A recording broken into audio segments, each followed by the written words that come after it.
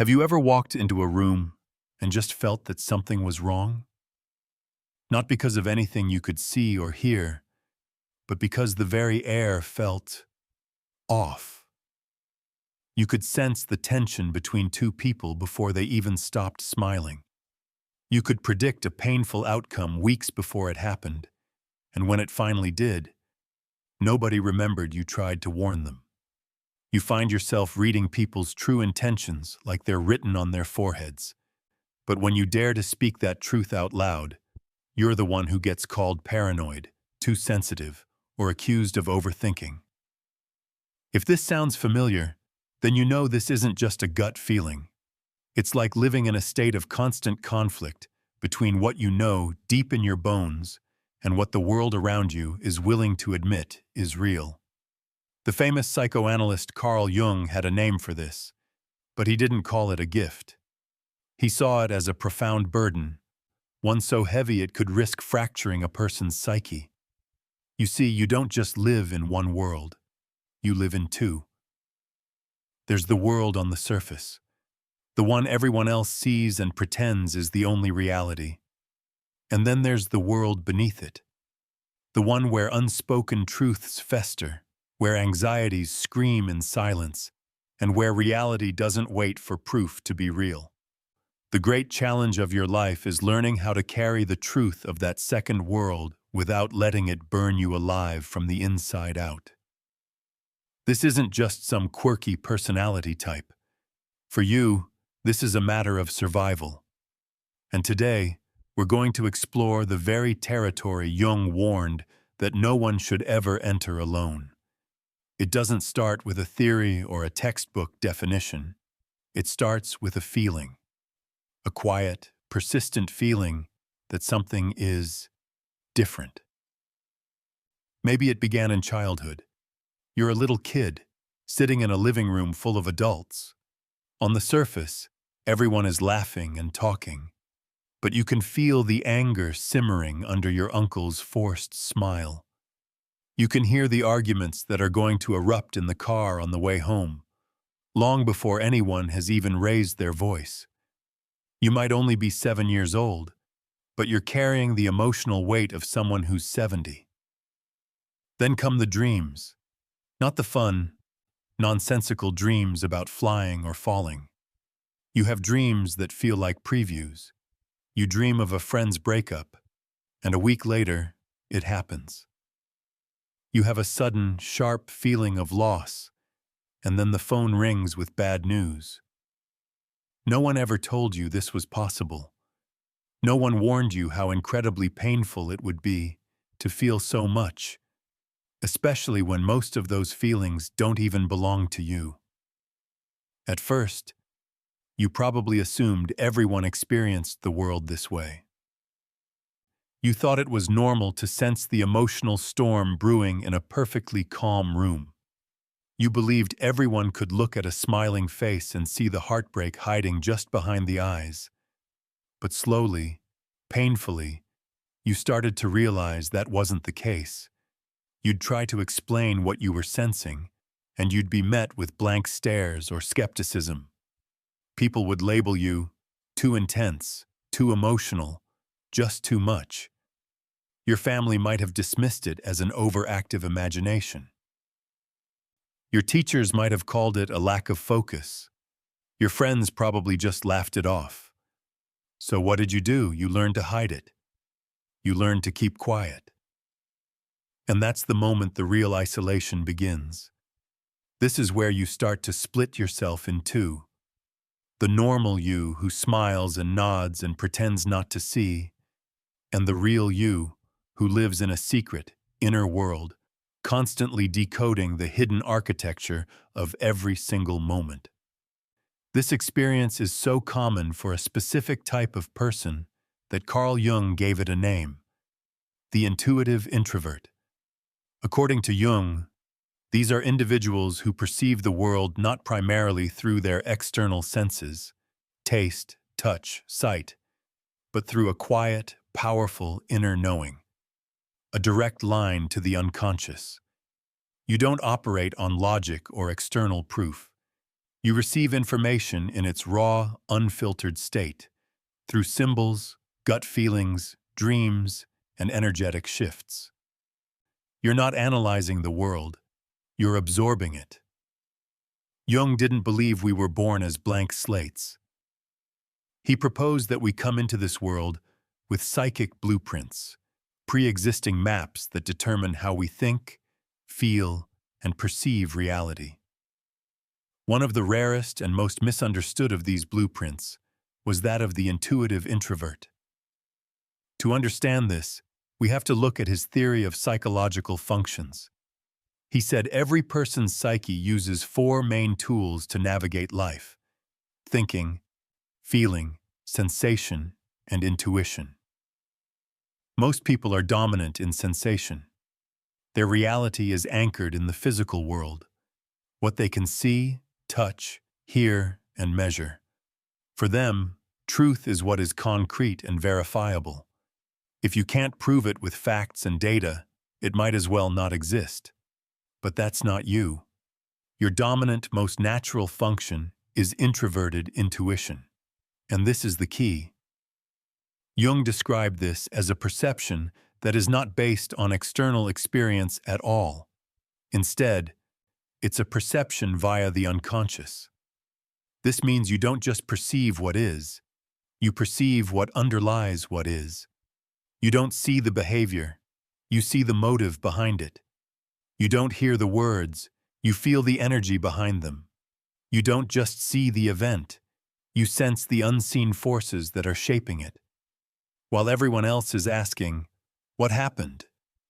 you're haunted by the question, "What does this mean?" Jung said this kind of intuition is directed toward the inner object. He wrote that these inner objects appear as subjective images of things, which really determine the contents of the unconscious. In simpler terms, your mind sees the blueprint, while everyone else is just looking at the bricks. You perceive the archetypal patterns before they play out in real life. You don't just read a person's personality, you decode their personal myth. You see the wounded child acting out in your boss, the savior complex in your friend, or the false king in a leader. To others, this looks like you're just overthinking or making things up. To you, it's simply pattern recognition. But this isn't a logical, step-by-step process.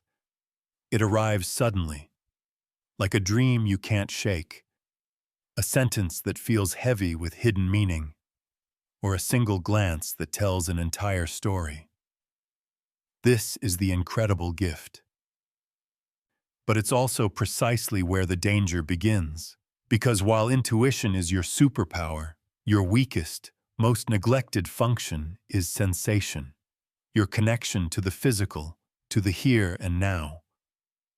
Most people use their bodies as an anchor. They feel their hunger, their tiredness, the ground beneath their feet.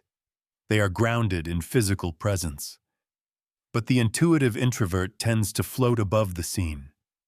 Your body might be in the room, but your mind is off in the symbolic realm, tracking energy fields, decoding patterns, and processing emotional data that you can't even put into words. The more this happens, the more ungrounded you become.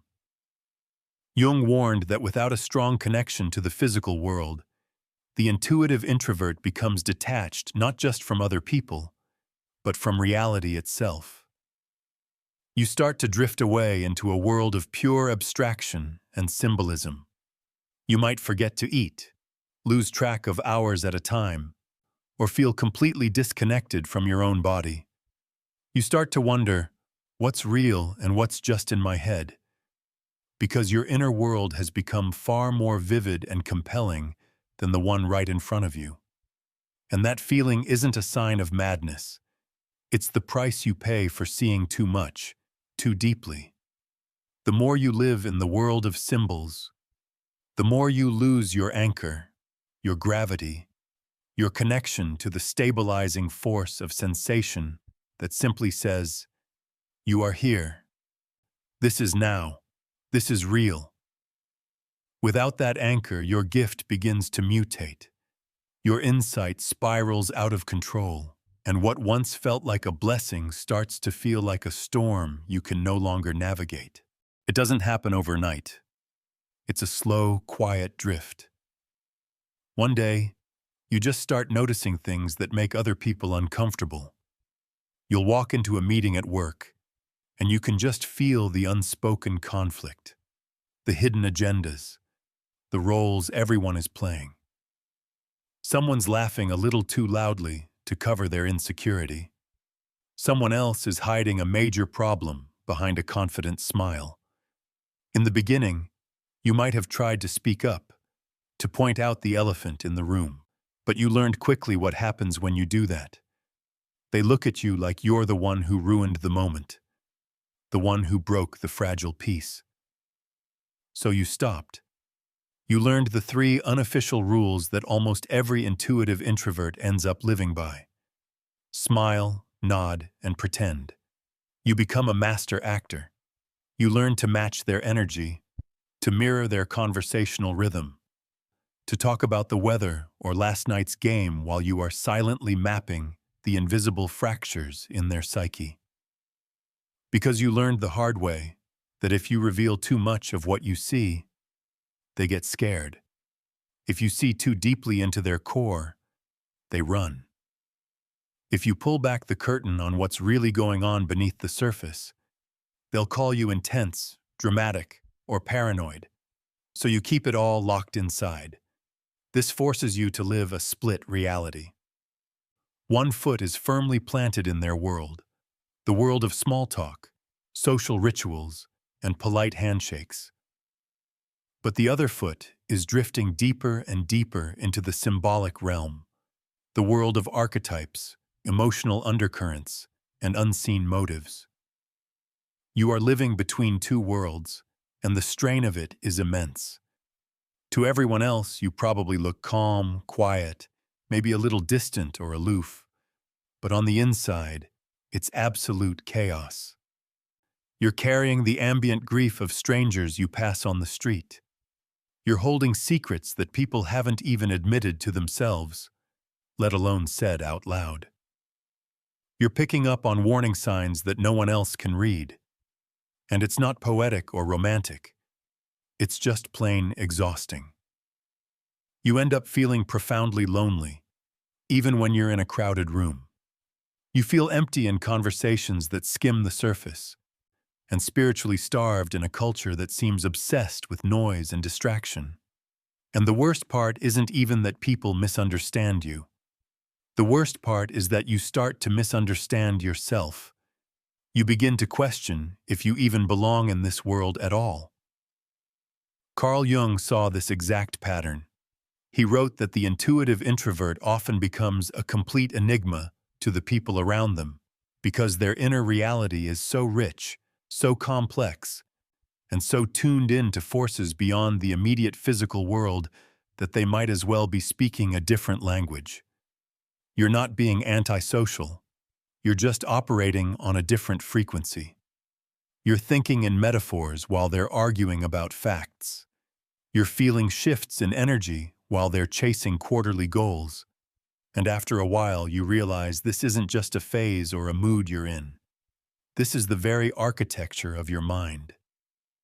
But living this way comes with a terrible cost, because the more you pretend to fit into the ordinary world, the more you betray the extraordinary perception that makes you who you are. And so you exist in the in-between, not fully here, not fully there. Too much for this world, yet completely invisible in it. You have been given the gift of sight, but you were never given a shield. You were handed the truth, but it came with no instruction manual. And this is where the real danger starts. Because when you see this much without understanding how to manage it, your own mind can become a battlefield.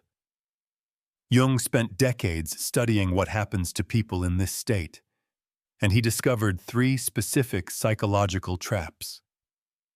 Each one is subtle, incredibly seductive, And if you don't learn to recognize them, they have the power to turn your greatest gift into your own destruction. Trap number 1. Archetypal inflation. This is when you stop simply perceiving a pattern and you start believing you are the pattern. It begins subtly. You notice that your insights are almost always correct. You see what everyone else misses. You feel the truth before anyone else does. This can feel validating, even special. You start to feel like you were chosen, that your sensitivity has a higher purpose. But then, a dangerous shift happens. You don't just sense the archetype of, say, the healer or the truth teller. You start to become it. You're no longer just an intuitive person. You are the prophet. You are the wounded healer who must suffer for the ignorance of others. You are the savior carrying the weight of the world. And it feels noble, doesn't it? It gives your pain a sense of cosmic meaning. You begin to isolate yourself, not because you feel rejected, but because you feel superior. You tell yourself, they wouldn't understand, or they're not ready for this truth, or they need me to see this for them, even if they resent me for it. What's really happening is what Jung called inflation. Your personal ego has started to merge with a powerful, impersonal archetype from the collective unconscious. You're no longer just a person with a unique perception. You've identified with the perception itself. And once that happens, you lose all perspective. There's no room for feedback, no room for error, no room for growth. There is only your symbolic identity and the slow erosion of your actual human self beneath it. How can you spot this? You start to feel secretly superior, yet chronically misunderstood. You begin to frame your personal suffering as necessary proof of your special role. You reject genuine help because you believe no one else could possibly get it. You start speaking in absolutes because archetypes have replaced all the messy nuance of real life. You're not broken, you're inflated. And until you can step out of the myth you've mistaken for your identity, you'll never find your way back to yourself. Trap number 2. Psychic contamination. This is when you don't just feel for others, you become them. The intuitive introvert isn't just sensitive to emotion, you are porous to it. You act like a psychic sponge. You walk into a room and you don't just notice someone's anxiety, you start soaking it into your own nervous system. You'll feel a wave of panic and start pacing, only to realize later it was coming from the person next to you. You'll touch someone's hand and carry their grief with you for the rest of the day, crying without knowing why. At first, this feels like deep compassion.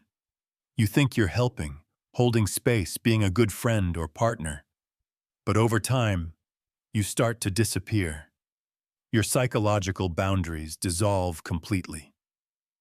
You can no longer tell which feelings are yours and which you've absorbed from someone else. You start carrying guilt, shame, and anxiety that have absolutely nothing to do with you. You get lost in other people's stories, in their pain, in their drama. You start thinking that if you just love them harder, give them more advice, or fix them, their pain will go away, and by extension, so will yours. But what you're really doing is avoiding the terrifying task of dealing with your own life and your own emotions. You become so hyper-attuned to everyone else that you lose your own shape. Even worse, being needed by others becomes your only source of self-worth. Jung didn't see this as empathy. He saw it as psychic contamination. It's a total collapse of the boundary between self and other, and it almost always ends in burnout, emotional exhaustion, and a profound loss of your own identity. How do you spot this one? You constantly feel guilty for things that are not your fault. You find it almost impossible to say no because you feel selfish when you prioritize your own needs. You genuinely don't know where other people's feelings end and yours begin. You keep people in your life not because you truly love them, but because you feel responsible for them. You're not too sensitive. You're too open. And if you don't learn how to consciously close that door, you will bleed out trying to save people who don't even realize you're drowning. Trap number 3. Symbolic collapse. This is the final and, in many ways, the most frightening trap. This is what happens when everything has meaning, and as a result, nothing feels real anymore. When you live in the world of symbols for too long without a proper anchor, the concrete world starts to blur and lose its substance. You begin to interpret everything as a sign. A song on the radio isn't just a song. It's a direct message from the universe. A coincidence isn't just a coincidence. It's a cosmic confirmation. Every delay, every chance encounter, every recurring number is proof that destiny is at play. What begins as a healthy trust in your intuition slowly morphs into a paranoid obsession. You lose the ability to trust simple, boring reality. You can't tell if the anxiety you're feeling is a prophetic warning or just anxiety. You start treating your dreams as infallible predictions of the future. You confuse the echoes of your past trauma with spiritual clarity. You enter a state that Jung feared greatly for intuitives, a psychic fragmentation. He saw patients who had become so lost in meaning that they were tormented by it. They could no longer distinguish between symbolic reality and concrete reality. Life becomes unbearable, not because it's empty, but because it is overwhelmingly full of meaning. You can't rest. Your mind never shuts off. You stop living your life and you start decoding it, constantly, 24/7. How do you spot this trap? You feel a constant, low-grade hum of anxiety, but you're convinced it's a sign of something important about to happen. You overinterpret every little thing. Nothing can just be random. You fundamentally distrust objective facts because your intuition must know better. And you become terrified of being wrong because your entire identity has become fused with the idea of being right. This is what psychic burnout truly looks like. It's not a loud, dramatic breakdown. It's a slow, quiet disconnection from shared reality. And unless you learn how to find your anchor again, you risk floating so far out into the symbolic sea that you forget how to live. You're functioning, right? You get up, you go to work, you reply to your messages, you even laugh at the right moments in conversation.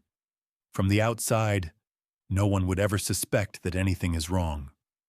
But on the inside, you feel like a ghost that's wearing a human costume, and the costume just fits a little too well. You've figured out how to survive with your gift, but not by expressing it, by hiding it. You see the things that other people can't. You feel truths that haven't been spoken. You pick up on energetic shifts so subtle that if you tried to explain them out loud, you'd sound completely unhinged. So you don't say them. You keep all of that knowing locked away inside. And to the world, you look calm, composed, maybe even wise. But internally, you are carrying far too much. No one sees what you see, and even worse, no one sees what it costs you to keep seeing it.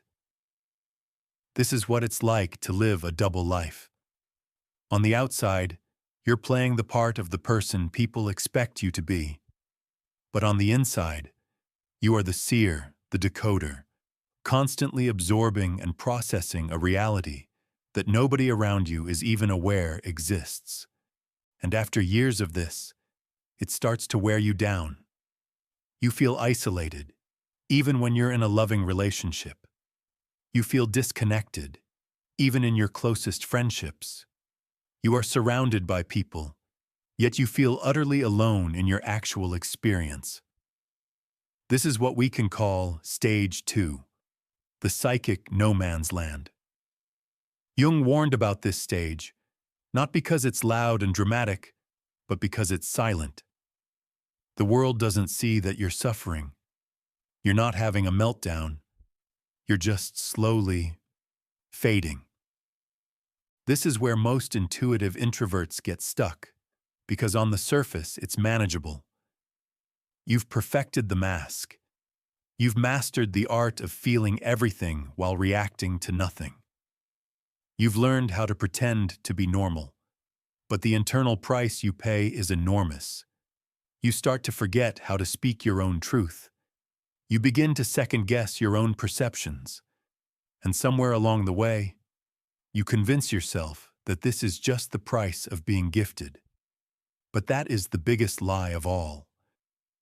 This stage was never meant to be your final destination. It was only ever meant to be your test. The real turning point doesn't come when someone else finally sees you.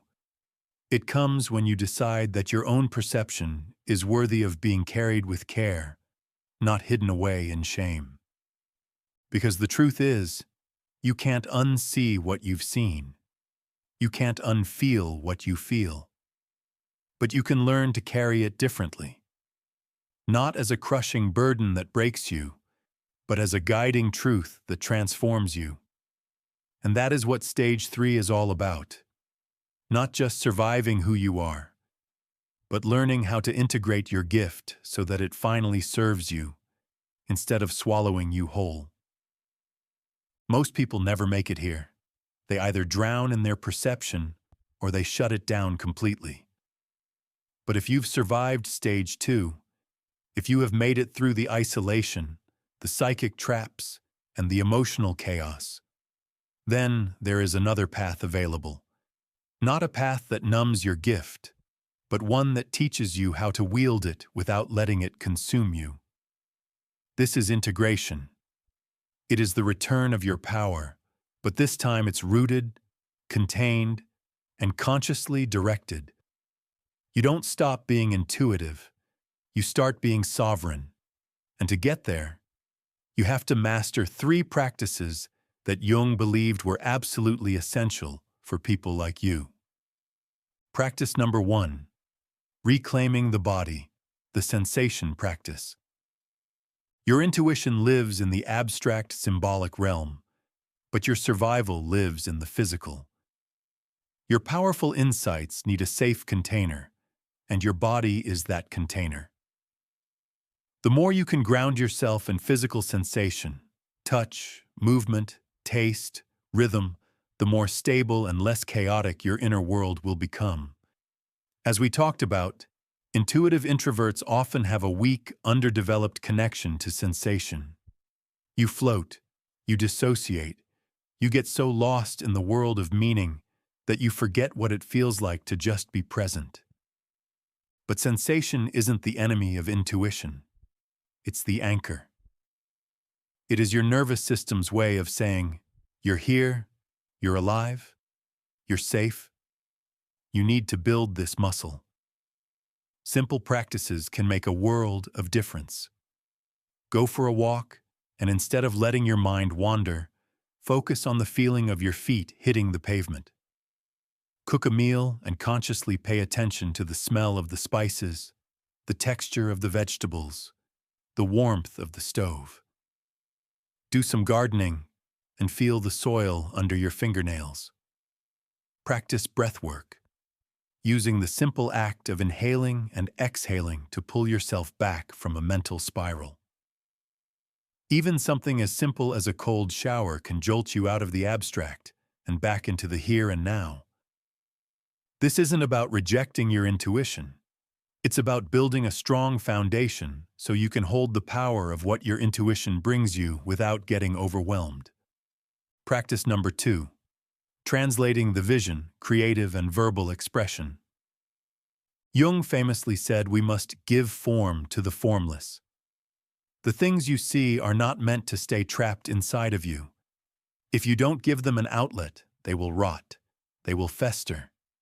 They will grow so heavy they crush you. Intuitive insight is a form of energy, and energy has to move. That's why translation is so vital. Whether it's through writing, painting, music, developing a new philosophy, or designing a system, you must turn your perceptions into some kind of external form. Because form creates protection. Jung believed that when we keep unconscious material locked inside, it gains a terrifying power over us. But the moment we express it, the moment we give it a voice, a structure, a shape, it loses its chaotic nature and can finally be transformed into wisdom. So write it down. Keep a journal, write poetry, try your hand at storytelling.